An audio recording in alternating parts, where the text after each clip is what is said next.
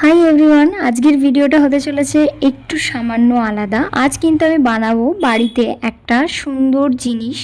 তো চলো তোমাদের সাথে শেয়ার করি। এটা বানানোর জন্য কিন্তু আমি একটু অরিগানো, কর্নফ্লাওয়ার, একটা ব্রেড আর সস নিয়ে কিন্তু চলে এসেছিলাম, আর ছিল একটু ধনেপাতা।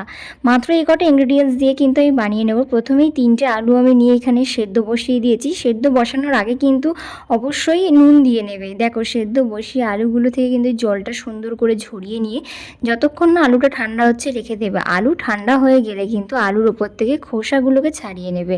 অবশ্যই খোসা সমেত আলু সেদ্ধ করবে।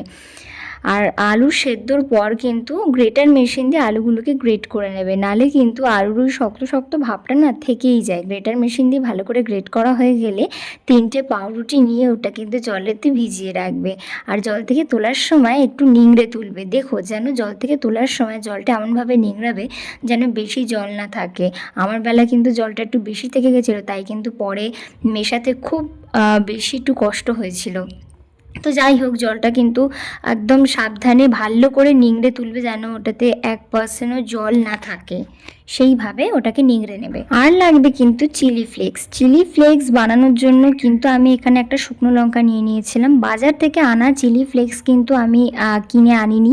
তো চিলি ফ্লেক্স বানানোর জন্য শুকনো লঙ্কাগুলো পিস পিস করে ছোট ছোট টুকরে কেটে নেবে। আর ধনেপাতাও নিয়ে নিয়েছিলাম আমি এখানে। দেখো, আমার আলু গ্রেট করা কমপ্লিট হয়ে গেছে।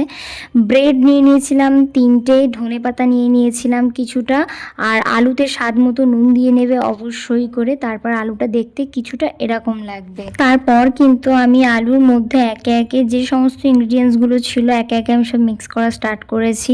ওই যে সেই ব্রেডটা আর ধনেপাতা আর সাথে ছিল চিলি ফ্লেক্স, এই 3টে জিনিস কিন্তু আমি প্রথমে অ্যাড করেছিলাম। দিয়ে আলুটা একটু ভালোভাবে প্রথমে মেখে নিচ্ছিলাম।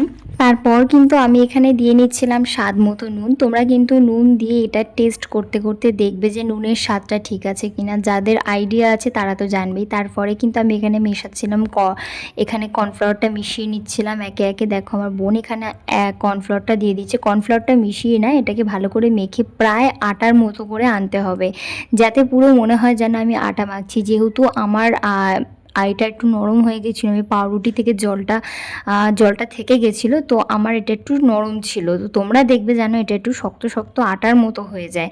দেখো আমারটা কতটা নরম হয়েছিল, তাও আমি এটাকে অ্যাডজাস্ট করে ঠিকঠাক করে মেখে নিয়েছিলাম। তারপর কিন্তু আমি এর মধ্যে ঢেলে নিচ্ছিলাম অরিগ্যানো। দেখো, আমি এই অরিগ্যানোর একটা প্যাকেট পুরো বাজার থেকে নিয়ে এসেছিলাম। একটা প্যাকেটের পুরোটাই কিন্তু আমি অরিগ্যানো এর মধ্যে নিয়ে নিচ্ছিলাম। এরপরই দেখো কত সুন্দর জিনিসটা পুরোটা মিশে তৈরি হয়ে গেছে। তারপর কিন্তু আটার মতো ছোট ছোট লেচি করে বিভিন্ন রকমের শেপ আপনারা দিতে পারেন এখানে। বাচ্চারা যেমনটা খেতে পছন্দ করে, আপনার বাচ্চার জন্য কিন্তু এটা একটা বিকেলের স্ন্যাক্স বা সকালের টিফিন হয়ে থাকতে পারে। এটা কিন্তু আপনি ফ্রিজে স্টোর করেও রাখতে পারেন অনেক দিন ধরে, আর এটাকে ভেজে পরে খাওয়াও যায়। তো প্লিজ একটু ব্যাকগ্রাউন্ড নয়েজটা আমার অ্যাভয়েড করে যাবেন। তো দেখুন, এরকম ছোট্ট ছোট্ট লেচি করে নেবেন। নিয়ে আপনারা এটাকে চৌকো করে কাটতে পারেন বা বিভিন্ন শেপ এখানে দিয়ে নিতে পারেন। যেহেতু এটা আমি আর আমার বোন বানাচ্ছিলাম, তো আমার বোনের ইচ্ছা ছিল বিভিন্ন ধরনের শেপ দেওয়া। তো ও এসে পরে বিভিন্ন ধরনের শেপ এখানে দিয়েছিল, নানান ধরনের স্টার, লাভ, ফ্লাওয়ার শেপ। দেখো কত সুন্দর লাগছিল, হটডগ শেপ থেকে শুরু করে অনেক শেপ এখানেও দিয়েছিল। শেপ তৈরি হয়ে যাওয়ার পর কিন্তু আমি এখানে একটা কড়ার মধ্যে রিফাইন তেল নিয়ে নিয়েছিলাম। তেলটা গরম হওয়ার পর কিন্তু আমি একে একে সমস্ত মাখনগুলোকে তেলের মধ্যে ফ্রাই হতে দিয়ে দিচ্ছিলাম। আমি না লাইফে ফার্স্ট টাইম এরকমভাবে ভাজাভুজি রান্না করছি, তো একটুখানি পড়ে গেছিলো, বাট অ্যাডজাস্ট করে নিও একটু তোমরা। আমি যেহেতু একদমই প্রথম রান্নার হাত, তো আমি ভাবলাম সহজ কিছু দিয়ে একদম স্টার্ট করি। তো আস্তে আস্তে রান্না যেহেতু আমি শেখার চেষ্টা করছি বা শিখছি বলতে পারো, তাই আমি সহজ সহজ দিক থেকে রান্নাগুলোকে শিখছি। জাস্ট দেখো মাখনটা কত সুন্দর ফ্রাই হয়েছে এখানে।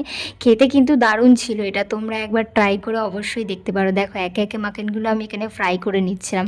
আর ফ্রাই হওয়ার পর না গন্ধ আসছিল, দারুণ গন্ধ আসছিল, আর এর ভিতরটা পুরো নরম হয়েছিল আর ভীষণ সুন্দর খেতে হয়েছিল। তোমরা কারা কারা এরকম মাখন খেতে পছন্দ করো আর বাড়িতে রান্না করে খেতে পছন্দ করো, আমি কিন্তু অবশ্যই জানি। আর ভিডিওটা ভালো লাগলে কিন্তু অবশ্যই লাইক, কমেন্ট, সাবস্ক্রাইব করে দিও। আর সকলে ভালো থেকো, সুস্থ থেকো। এরকম সুন্দর সুন্দর ভিডিও দেখতে হলে কিন্তু অবশ্যই আমার চ্যানেলটাকে সাবস্ক্রাইব করে দিতে হবে, আর আমার ফেসবুকটাকে ফলো করে দিতে হবে। তো টাটা গাইজ, দেখা হচ্ছে নেক্সট কোনো সুন্দর ভিডিওতে। ততক্ষণে সবাই ভালো থেকো, সুস্থ থেকো, বাই। কেমন হয়েছে? কতটা?